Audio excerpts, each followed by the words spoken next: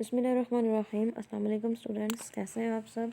बेटा आज हम अपना चैप्टर नंबर 20 स्टार्ट करेंगे। लेक्चर नंबर है 27। चैप्टर नंबर 27 जो है ये बेस करता है क्रोमोसोम्स और डीएनए में। क्रोमोसोम का स्ट्रक्चर, उसके टाइप्स, उसकी कंपोजिशन, वो किस तरह से हमारे सेल के न्यूक्लियस के अंदर, एक सेल के अंदर कैसे फोल्डेड होता है, नंबर ऑफ़ क्रोमोसोम्स क्या हैं, क्रोमोसोम्स की डिस्कवरी किस तरह से हुई थी, वो सब डिटेल्स हम इसमें देखेंगे। और डीएनए किस तरह से खुद को एक्सप्रेस करता है और प्रोडक्ट की फॉर्मेशन होती है। तो अकॉर्डिंग टू स्मार्ट सिलेबस आपका फर्स्ट टॉपिक जो है वो टाइप्स ऑफ क्रोमोसोम्स है, बट क्रोमोसोम्स का इंट्रोडक्शन ज़रूरी है, इसलिए हम पहले क्रोमोसोम्स का इंट्रोडक्शन ही देखेंगे। क्रोमोसोम्स को हम थ्रेड लाइक स्ट्रक्चर्स कहते हैं, जो कि हमें इस न्यूक्लियस के अंदर नजर आते हैं। लेकिन ये कब नजर आते हैं? जब एक न्यूक्लियस डिवाइडिंग कंडीशन या एक सेल डिवाइडिंग कंडीशन में हो, यानी कि सेल डिवीजन के टाइम पे आपको क्रोमोसोम्स अपीयर होते हैं। अदरवाइज एक नॉन डिवाइडिंग सेल के अंदर न्यूक्लियस में जो क्रोमोसोम जिस फॉर्म में प्रेजेंट होते हैं उसको हम क्रोमेटिन मटेरियल कहते हैं। ठीक है, क्रोमेटिन जिसको आप नेटवर्क बेसिकली कहते हैं, जो डीएनए, कुछ थोड़ी बहुत आरएनए और मोस्ट ऑफ हिस्टोन प्रोटीन्स का बना हुआ होता है, वो न्यूक्लियस के अंदर किस तरह से मौजूद होता है, इस तरह से बिखरा हुआ होता है, जिसके अंदर साथ फर्दर एक नॉन मेम्ब्रेनस स्ट्रक्चर होता है जिसको हम न्यूक्लियोलस कहते हैं। तो जब डिवीजन स्टार्ट होती है, इंटरफेस के बाद प्रोफेस आती है, मेटाफेस आती है, एनाफेस आती है, तो उस टाइम पे जो हमें क्रोमेटिन मटेरियल है वो क्रोमोसोम्स की फॉर्म में नजर आता है। यानी कि इस तरह से या तो एक एक क्रोमोसोम, एक सेंट्रोमेर के साथ दो दो पार्ट्स इसके आर्म्स अटैच हुए होते हैं, या जैसे मियोसिस में होता है तो क्रोमोसोम्स जो है वो होमोलोगस पेयर्स की फॉर्म में नजर आते हैं। क्रोमोसोम्स की डिस्कवरी कब हुई थी या कैसे हुई थी? 1882 में सबसे पहले क्रोमोसोम्स को ऑब्जर्व किया था वाल्टर फ्लेमिंग ने, जो कि एक जर्मन एम्ब्रियोलॉजिस्ट है। उसने इसको एग्जामिन कब किया था या डिस्कवर्ड कब किया था? उसने इसको डिस्कवर्ड किया था सैलामेंडर के लार्वी के अंदर, बिकॉज ही इज़ एम्ब्रियोलॉजिस्ट। तो वो एम्ब्रियो में जो डेवलपमेंटल स्टेजेस होती हैं उनको स्टडी कर रहा था। सो एक सैलामेंडर का लार्वा जो रैपिडली डिवाइड हो रहा था, या उस लार्वी के जो डिवाइडिंग सेल्स जब वो रैपिडली डिवाइड हो रहे थे, उस टाइम पे उस डिवीजन के दौरान वाल्टर फ्लेमिंग ने क्रोमोसोम्स को डिस्कवर किया था bye examining those dividing cells. Since the discovery, जब से क्रोमोसोम्स डिस्कवर हुए हैं तब से लेकर क्रोमोसोम्स अब तक जितने भी यूक्रियोट्स मौजूद हैं, हर यूक्रियोट के सेल में, तमाम यूक्रियोट्स के सेल्स में क्रोमोसोम्स जो है वो पाए गए हैं या प्रेजेंट हैं। नंबर ऑफ़ क्रोमोसोम्स की बात करें तो हमारे पास डिफरेंट स्पीशीज़ हैं। ठीक है, अर्थ प्लैनेट पे बहुत सारी डिफरेंट स्पीशीज़ प्रेजेंट है। तो species to species number of chromosomes vary करते हैं। जैसे यहाँ पे कुछ एग्जांपल्स दी गई हैं आपके पास। पेनिसिलिन की बात करें तो उसके अंदर 1 पेयर ऑफ क्रोमोसोम मौजूद होता है। ठीक है, यानी कि 2 क्रोमोसोम्स होंगे। कुछ फर्न्स के अंदर मोर देन 500 पेयर्स होते हैं। अब आप इन पेयर्स को सिंगल सिंगल क्रोमोसोम की फॉर्म में देखें तो यानी कि 1000 से ज़्यादा क्रोमोसोम्स होंगे। मॉस्किटो के अंदर 6 क्रोमोसोम्स होते हैं जो कि 3 पेयर की फॉर्म में होंगे। हनी बी के अंदर 32 क्रोमोसोम्स होते हैं जो कि 16 पेयर्स की फॉर्म में होंगे। कॉर्न के अंदर 20 क्रोमोसोम्स 10 पेयर्स की फॉर्म में। शुगर केन में 80 क्रोमोसोम्स, कितने पेयर्स बन जाएंगे? 40 पेयर्स बन जाएंगे। फ्रॉग के अंदर 26 क्रोमोसोम्स, कितने पेयर बन गए? 13 पेयर बन गए। माउस के अंदर 40 क्रोमोसोम्स, 20 पेयर्स। उसी तरह से ह्यूमन सेल की बात करें तो 46 क्रोमोसोम्स हैं जो कि कितने पेयर्स पर मुश्तमिल है? 23 पेयर्स पर मुश्तमिल है। इसी के आगे अगर हम फीमेल और मेल की बात करें तो 22 क्रोमोसोम्स जो हैं या 22 पेयर्स ऑफ क्रोमोसोम्स जो हैं वो मेल फीमेल में सेम होते हैं, जबकि 23rd वाला पेयर जो है वो दोनों में डिफरेंट होता है। फीमेल्स के केस में XX, जबकि मेल्स के केस में X and the other one is Y। इसी तरह से हमने कुछ क्रोमोसोम्स की नंबरिंग, कुछ क्रोमोसोम्स की एग्जांपल की बेस पे, नंबर ऑफ क्रोमोसोम्स की एग्जांपल की बेस पे आपने चैप्टर नंबर 4 में भी कुछ एग्जांपल्स देखी थी। लाइक पोटैटो में 48 क्रोमोसोम्स आपने बताए थे, चिंपैंजी में 48 क्रोमोसोम्स पड़े। उसी तरह से पी प्लांट जो है उसमें आप बताते हो 14 क्रोमोसोम्स होते हैं 7 पेयर की फॉर्म में। तो नंबर ऑफ क्रोमोसोम्स में आपको वेरिएशन, MCQs भी आ सकते हैं, वेरिएशंस पूछी भी जा सकती हैं, तो इनको आपने बहुत अच्छे से याद करना है। क्रोमोसोम्स की इंपॉर्टेंस क्या है? जैसे हमने भी कहा कि ह्यूमंस में 46 क्रोमोसोम्स हैं। ठीक है, इन 46 क्रोमोसोम्स पर हंड्रेड्स या थाउजेंड्स के हिसाब से जीन्स मौजूद होते हैं। और जीन्स का काम क्या है? ये बहुत ही इंपॉर्टेंट रोल प्ले करते हैं। कहाँ पे? जब एक ऑर्गेनिज्म, एक पर्सन डेवलप हो रहा होता है, एक एम्ब्रियो की डेवलपमेंट हो रही होती है, उसके करैक्टर्स बन रहे होते हैं, उसके जो फंक्शंस बन रहे होते हैं, यानी कि एक पर्सन ने किस तरह से उसकी डेवलपमेंट होनी है, कैसे उसकी बॉडी ने फंक्शन करना है, उसकी बॉडी की डेवलपमेंट और फंक्शन को बेसिकली ये जीन्स ही कंट्रोल कर रहे होते हैं।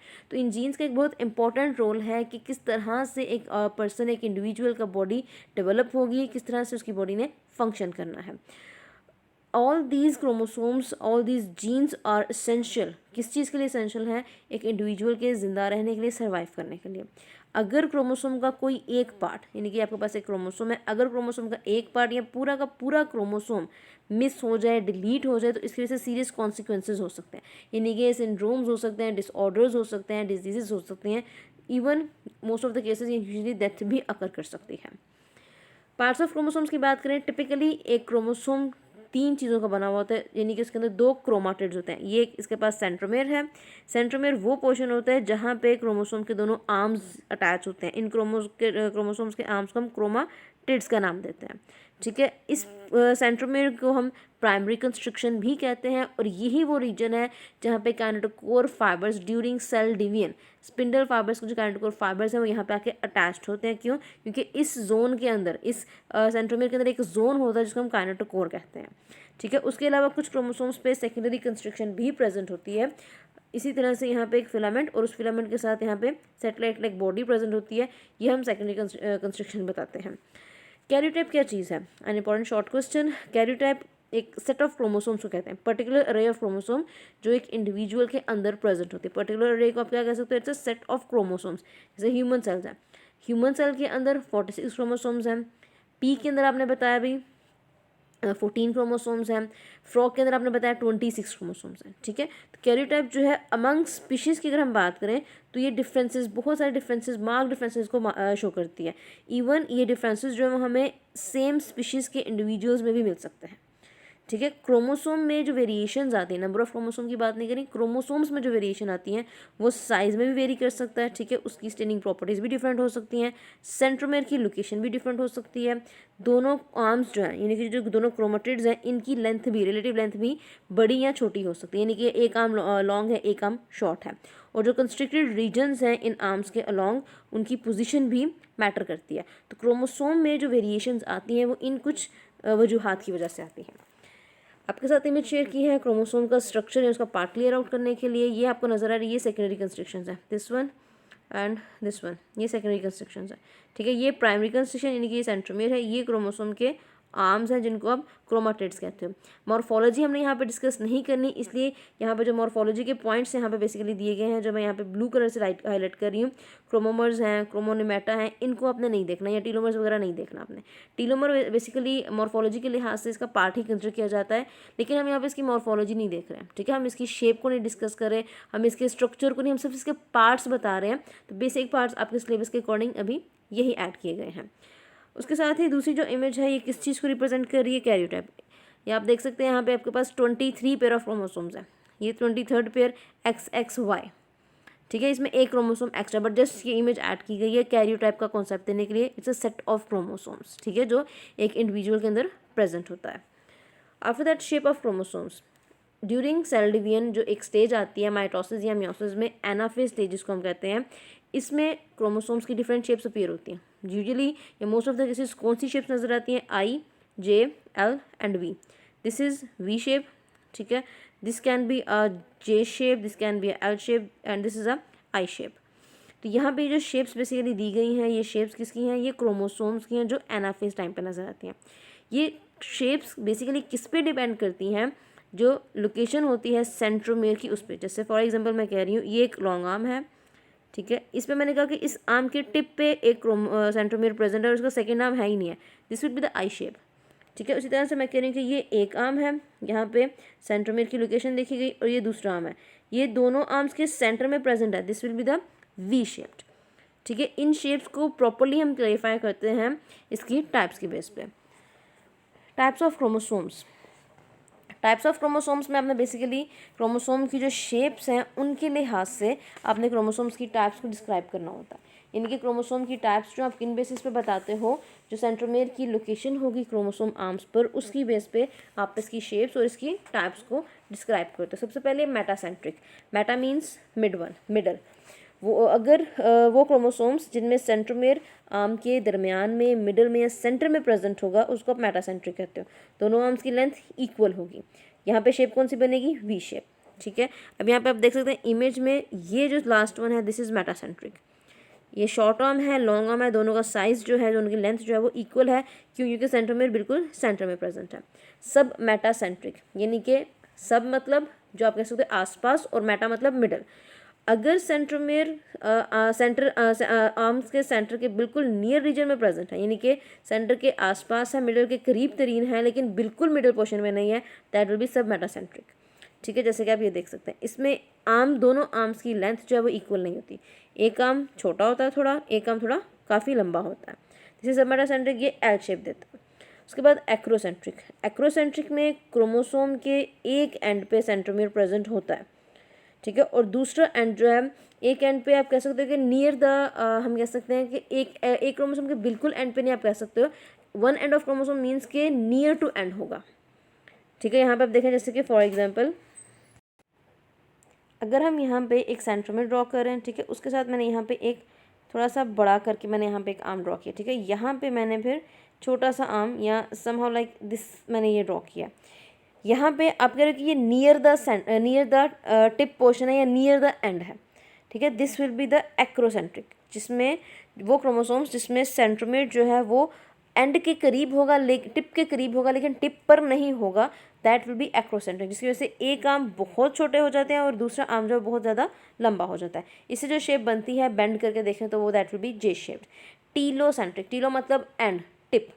अगर सेंट्रोमियर क्रोमोसोम की टिप पे प्रेजेंट है और सिर्फ एक ही आर्म नज़र आ रहा है आपको एक क्रोमोसोम के लिहाज से, यहाँ पे हमारे पास एक आर्म है। ठीक है, ये एक आर्म है, उसके ऊपर वाला आर्म जो है वो प्रेजेंट नहीं है, यानी कि यहाँ पे सेंट्रोमियर टिप पोर्शन में प्रेजेंट है, आर्म के यहाँ क्रोमोसोम की टिप पे है, तो इसका मतलब यहाँ पे एक सिंगल आर्म प्रेजेंट है, तो ये टीलोसेंट्रिक होगा। और ये शेप कैसे देता है?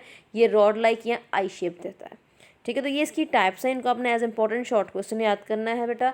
ये शॉर्ट क्वेश्चन में डिफरेंस की फॉर्म में भी आ सकती हैं, जस्ट टाइप्स भी आ सकती हैं, जस्ट इसकी शेप्स भी ड्रॉ करने के लिए आ सकती हैं।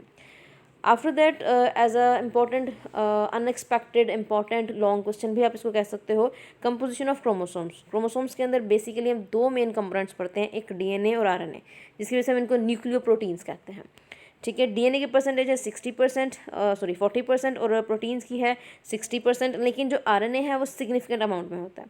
आरएनए इसके अंदर क्यों मौजूद होता है? Because RNA synthesis, these are the main sites जहाँ पे आरएनए की सिंथेसिस होती है। डीएनए से ही आरएनए बनता है, तो इसको हम आरएनए सिंथेसिस की साइट भी कंसिडर कर सकते हैं। क्रोमोसोम, एक क्रोमोसोम के अंदर अगर आप डीएनए की लेंथ की बात करो तो ये बहुत लंबा होता है। ठीक है, डबल स्ट्रैंडेड मॉलिक्यूल है, डबल स्ट्रैंडेड फाइबर है, ये आप इसको, ये बहुत लंबा एक्सटेंड हुआ होता है, ये टूटा हुआ कहीं से भी ब्रोकन नहीं होता, ये कहीं से भी अनब्रोकन कंसिडर किया जाता है। ठीक है, एक्सटेंड्स अनब्रोकनली, जो कि पूरे क्रोमोसोम की लेंथ के लॉन्ग प्रेजेंट होता है। जैसे यहाँ पे मैंने एक सेंट्रोमियर बनाया, मैंने यहाँ पे क्रोमोसोम के लंबे लंबे आर्म्स बना दिए। अब ये पूरा जो क्रोमोसोम है इंक्लूडिंग सेंट्रोमियर, इस पूरे रीजन के अंदर डीएनए जो है वो कॉइल्ड फॉर्म में प्रेजेंट होता है। जैसे एक ह्यूमन क्रोमोसोम है, अगर आप ह्यूमन क्रोमोसोम की बात करें, एक टिपिकल ह्यूमन क्रोमोसोम के अंदर 140 मिलियन न्यूक्लियोटाइड्स प्रेजेंट होते हैं। That means 1.4 into 10⁻⁸। इस इतनी ज़्यादा अमाउंट जो है न्यूक्लियोटाइड्स की, इससे हमारे पास 280 प्रिंटेड बुक्स जो हैं वो बन सकती हैं। यानी कि सारी इन्फॉर्मेशन को अगर आप लिखने बैठो या बुक्स को फिलअप करने बैठो तो हमारे पास 280 प्रिंटेड बुक्स हो सकते हैं, और हर बुक के अंदर 1000 पेजेस हो सकते हैं। एक न्यूक्लियोटाइड मतलब आप कह रहे हो कि एक वर्ड है, और हर पेज पर, जैसे हमने कहा कि 280 प्रिंटेड बुक्स, हर बुक के अंदर 1000 पेजेस, और हर पेज पर अगर आप न्यूक्लियोटाइड्स की इन्फॉर्मेशन बताने बैठो तो हर पेज के ऊपर 500 वर्ड्स आ जाएंगे। It's a huge huge huge information that contains और that is present in a DNA. तो अगर आप डीएनए के स्ट्रैंड की बात कर रहे हो, तो if the DNA strand of a DNA from a single chromosome, एक सिंगल क्रोमोसोम से अगर आप एक स्ट्रैंड की बात कर रहे हो, आप उसको निकाल के टेबल पर रखो, तो ये बिल्कुल स्ट्रेट लाइन में टेबल पर रखो तो इसकी लेंथ बताई जाती है 5 सेंटीमीटर्स लॉन्ग। इवन कहा जाता है कॉन्फ्रेंस टेबल जितना लंबा या उससे भी ज़्यादा लंबा हो सकता है। अब एक सेल के अंदर ये कैसे प्रेजेंट होता है? इसकी कॉइलिंग हुई हुई होती है। ठीक है, कॉइलिंग किस लिए होती है? ताकि ये बहुत ही थोड़ी सी जगह पर खुद को फिट कर सके। तो नेचुरली ये चीज़ है कि अल्लाह ताला ने हमारे सेल के अंदर हमारा जो विरासती मादा है, हमारा जो डीएनए है, उसको बहुत ही थोड़ी सी जगह के अंदर फिट किया हुआ है, इसमें कॉइलिंग करवा कर, इसके कॉइल्ड फॉर्म में इसको स्टोर करके। आफ्टर दैट अल्ट्रा स्ट्रक्चर, ये बेसिकली इसका इंपॉर्टेंट शॉर्ट क्वेश्चन है जो कंपोजिशन के लिहाज से हम देखते हैं। तो ये इसी कंपोजिशन के अंदर ही इसका part as a part consider किया गया है, एज अ हेडिंग दी गई है। तो ये अल्ट्रा स्ट्रक्चर को आपने ध्यान से नोट डाउन करना है। अल्ट्रा स्ट्रक्चर में आता है हमारे पास न्यूक्लियोसोम। सबसे पहला पॉइंट है अल्ट्रास्ट्रक्चर में न्यूक्लियोसोम। जो 200 न्यूक्लियोटाइड्स है, हर 200 न्यूक्लियोटाइड्स पर हम कहते हैं कि डीएनए डुप्लेक्स, जो डीएनए डबल स्ट्रैंडेड है, ये कॉइल्ड हुआ होता है around a core of 8 histone protein. ठीक है, उसके अलावा अगर हम हिस्टोन प्रोटीन्स की बात करें तो ओवरऑल 4 हिस्टोन प्रोटीन्स की टाइप्स होती हैं जो डिफरेंट नंबर ऑफ मॉलिक्यूल्स के हिसाब से प्रेजेंट होते हैं। ठीक है, यहाँ पे एक चीज़ याद रखिएगा, 4 टाइप्स हैं और हर टाइप की दो दो कहने के आप कह सकते हो कैटेगराइजेशन के लिहाज से 5 टाइप्स हैं, दो दो इसमें मॉलिक्यूल्स प्रेजेंट होंगे। सिर्फ एक प्रोटीन ऐसी होती है हिस्टोन प्रोटीन जो कि जिसका एक ही मॉलिक्यूल प्रेजेंट होता है। बहुत ज़्यादा डिटेल नहीं है आपके सिलेबस में, इसलिए बहुत ज़्यादा डिटेल में हम नहीं जाएंगे। हिस्टोन पर चार्जेस कौन से होते हैं? हिस्टोन्स पॉजिटिवली चार्ज होती हैं बिकॉज इनके अंदर basic positively charge basic amino acid present होते हैं। वो कौन कौन से हैं? आर्जिनिन और लाइसिन। इसकी स्ट्रांगली अटैचमेंट देखी जाती है डीएनए के साथ। डीएनए नेगेटिवली चार्ज होता है, तो इट मीन्स के पॉजिटिव चार्जेस नेगेटिव चार्जेस को अट्रैक्ट करेंगे। डीएनए पे नेगेटिव चार्ज क्यों होता है? बिकॉज इसके अंदर फॉस्फेट ग्रुप्स प्रेजेंट होते हैं। अगर आपको याद हो तो आप लिखते हो PO4 नेगेटिव, तो डीएनए पे नेगेटिव चार्ज फॉस्फेट ग्रुप की वजह से आता है। और हिस्टोन्स पे positive charge basic amino acids, positively charge basic amino acids की वजह से आता है। तो इट मीन्स के पॉजिटिव चार्ज नेगेटिव चार्ज को अट्रैक्ट करेंगे, रैपिंग होगी और ये प्रॉपर कॉइल फॉर्म में प्रेजेंट होंगे। तो ये न्यूक्लियोसोम जो है यहाँ पे हिस्टोन प्रोटीन्स और डीएनए में phosphate negative phosphate group present होने की वजह से अट्रैक्शन होती है, रैपिंग होती है और न्यूक्लियोसोम के फॉर्म में प्रेजेंट होते हैं। फर्दर इनकी कॉइलिंग होती है जब स्ट्रिंग ऑफ न्यूक्लियोसोम्स जब फर्दर हायर ऑर्डर में रैप होते हैं, हायर कॉइलिंग ऑर्डर में रैप होना शुरू होते हैं, तो उसको आप सुपर कॉइलिंग कहते हो।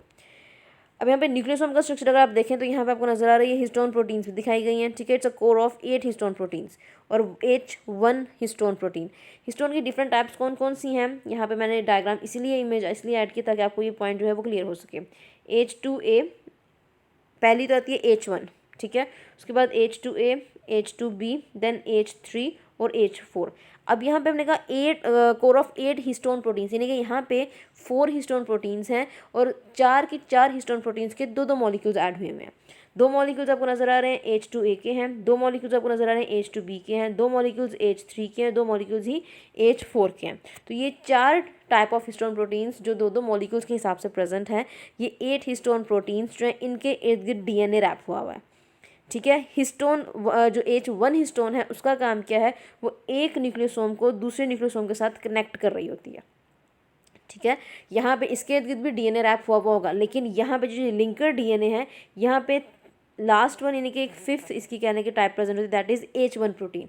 इस प्रोटीन के इर्द गिर्द डीएनए रैप होगा और वो एक न्यूक्लियोसोम को दूसरे न्यूक्लियोसोम के साथ कॉइल करेगा। तो ये इसका फर्स्ट ऑर्डर ऑफ कॉइलिंग है।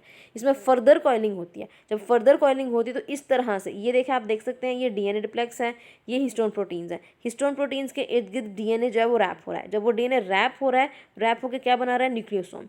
एक न्यूक्लियोसोम बना, दूसरा बना, तीसरा बना, इस तरह से ये आपस में लिंकअप होना शुरू हो जाते हैं हिस्टोन या H1 हिस्टोन की वजह से। तो यहाँ पे अगर हम देखें तो हमें ये बैंड ऑफ एक स्ट्रिंग की तरह का नज़र आ रहा है। बैंड यानी कि एक स्ट्रिंग है, उसके ऊपर बीड्स लगे हुए हैं। जैसे हम छोटी छोटी आप कहने के ब्रेड्स बनाते हैं, एक एक ब्रेड बनाते हैं बालों पे, तो उन हेयर्स पे जो ब्रेड्स बनाते हैं उसके ऊपर आप बीड्स लगाते हो। ठीक है, तो ये उस तरह से एक स्ट्रिंग मौजूद है, स्ट्रिंग के ऊपर आपने बीड्स लगा दिए। ठीक है, ये उस तरह का स्ट्रक्चर बन जाता है। और जब ये न्यूक्लियोसोम फर्दर कॉइल होता है, फर्दर कॉइल होकर ये सुपर कॉइल के शक्ल में और फर्दर जो है 4 कहने के फर्दर इसमें कॉइलिंग होती है और इतना ज़्यादा कॉइल होकर इतना स्मॉल साइज का हो जाता है कि क्रोमोसोम के अंदर ये पूरा का पूरा डीएनए जो है वो इस फॉर्म में प्रेजेंट होता है। उसके अलावा क्रोमोसोम में कुछ कंडीशंस देखी जाती हैं माइटोटिक या मियोटिक क्रोमोसोम्स के अंदर। एक पोर्शन उसमें जो कंडेंस पोर्शंस देखे जाते हैं, एक हाईली कंडेंस्ड पोर्शन होता है, एक लेस कंडेंस्ड पोर्शन होता है क्रोमेटिन्स के अंदर। एक है हेट्रोक्रोमेटिन और एक है यूक्रोमेटिन। इंपॉर्टेंट शॉर्ट क्वेश्चन है ये, शॉर्ट क्वेश्चन आपको एज अ डिफरेंस आ सकता है। हेट्रोक्रोमेटिन हाईली कंडेंस्ड पोर्शन होता है क्रोमेटिन्स का। ठीक है, इसका कुछ पोर्शन जो है वो परमानेंटली कंडेंस्ड रहता है, यानी कि ये कभी भी एक्सप्रेस्ड होके इसका इस पोर्शन का डीएनए जो वो कभी भी एक्सप्रेस नहीं होगा, उसकी कभी भी ट्रांसक्रिप्शन नहीं होगी, उसे कभी भी प्रोडक्ट्स नहीं बनेंगे। जबकि यूक्रोमेटिन जो है वो हेट्रोक्रोमेटिन की निस्बत लेस कंडेंस्ड होता है, इस पोर्शन में कंडेंसेशन होगी, लेकिन सिर्फ ड्यूरिंग सेल डिवीजन, यानी कि ये ओपन कन्फिग्रेशन की फॉर्म में प्रेजेंट होता है। मतलब क्या होगा कि जीन्स जो हैं इस पोर्शन के वो एक्सप्रेस्ड होते हैं। इस पोर्शन में जो डीएनए प्रेजेंट है वो आगे ट्रांसक्राइब्ड होगा, उसके आगे ट्रांसलेशन होगी, प्रोटीन एज अ प्रोडक्ट बनेंगे। अब क्रोमोसोम में कौन कौन सा पोर्शन जो है वो हेट्रोक्रोमेटिन और यूक्रोमेटिन कंसिडर किया जाता है। जैसे कि आपको नजर आ रहा है ये ऑरेंज कलर्ड पोर्शन जो आपको दिखाया जा रहा है यहाँ पे क्रोमोसोम्स में, टिप पोर्शन में या सेंट्रोमेयर वाले रीजन में, ये पोर्शन सारा हेट्रोक्रोमेटिन है। ठीक है, ऑरेंज कलर रीजन जो है वो हेट्रोक्रोमेटिन की इंडिकेशन कर रहे हैं, जबकि जो पर्पल कलर का आप कहने के रीजन दिखाया जा रहा है ये यूक्रोमेटिन है। तो बेटा ये था आज का आपका टाइप्स ऑफ क्रोमोसोम और कंपोजिशन के लिहाज से अल्ट्रा स्ट्रक्चर। सिलेबस के अकॉर्डिंग अल्ट्रा स्ट्रक्चर अगर ये मेंशन नहीं भी है तो बेटा आपने ये करना है, बिकॉज इसमें से इंपॉर्टेंट शॉर्ट क्वेश्चंस और as a composition of chromosome में ये टाइप या कहने की स्ट्रक्चर जो है ये इंक्लूडेड किया जाता है, तो आपने ये सारे प्रिपेयर करना है। थैंक यू क्लास, अल्लाह हाफिज़।